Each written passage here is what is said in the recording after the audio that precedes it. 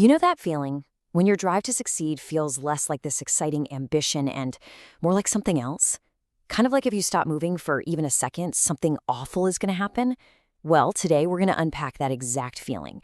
We're diving into the psychology of overachievement and what's really going on when success is secretly being fueled by anxiety. Okay, let's just start with this quote because it just nails it, right? This idea that what looks like ambition on the outside can feel like pure fear on the inside, that's what this whole explainer's about. For so many high achievers, this isn't just some clever phrase, it's how they live every day.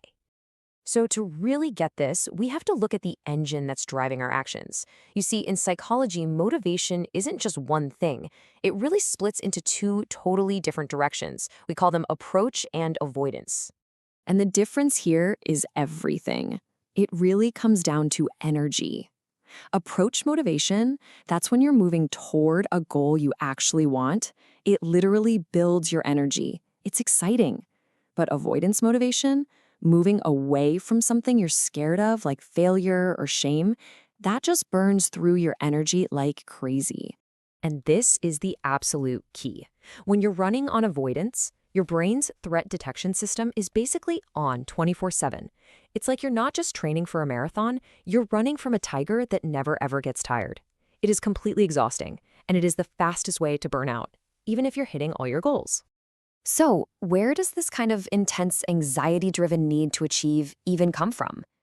Well, it almost never just pops up out of nowhere when you're an adult. For most of us, the roots were planted a long, long time ago. This timeline just lays it out so clearly. It usually starts way back in childhood, where maybe you learned that getting love or praise, or even just feeling safe, was all tied to how well you performed. Then, as a teenager, that feeling evolves, and your actual sense of self-worth gets tangled up with your results. By the time you're an adult, you're trapped in this relentless can't-rest loop, always chasing the next goal just to feel okay about yourself. There's actually a psychological term for this, for that early experience. It's called conditional regard. And it's basically the deep-seated feeling that love and acceptance aren't just a given. They're things you have to earn over and over through what you do. This is what turns a healthy internal desire of, I want to, into a crushing internal pressure of, I must. And that leads right into this second piece of the puzzle, contingent self-worth. This is, well, it's a really fragile way to live. It's when your entire value as a person feels like it depends completely on outside things, like success or getting approval. You're basically building your whole identity on this one shaky pillar called achievement, and it always feels like it's one bad day away from collapsing. So let's get inside the head of someone running on this system. What's the logic? It starts with a simple and pretty brutal equation. Being lovable equals being productive. My worth isn't just there. It has to be earned by what I accomplish. And if you believe that, then the stakes for everything you do become ridiculously high. A failure isn't just a learning experience. It feels like a final judgment on you as a person. It creates this intense all-or-nothing mindset. If I fail at this, then I am nothing. And to make it all worse, we're all swimming in this culture of nonstop comparison, right? The goalpost for what counts as enough is always moving. The second you hit a goal, you look up and see someone else has already achieved more. The ceiling, the point where you can finally rest and say, I've made it, it just disappears. You can never, ever get there. Okay, so that's the why behind it. Now let's talk about the what. What does this anxiety-fueled overachievement actually look and feel like in day-to-day life? Here are 3 big red flags to look out for. First, and this one is huge, it's really hard to stop. You feel like you can't truly rest, even when you are bone tired. There's always just one more thing to do. Second, you get very little real pleasure from your wins. When you achieve something, it doesn't bring lasting joy.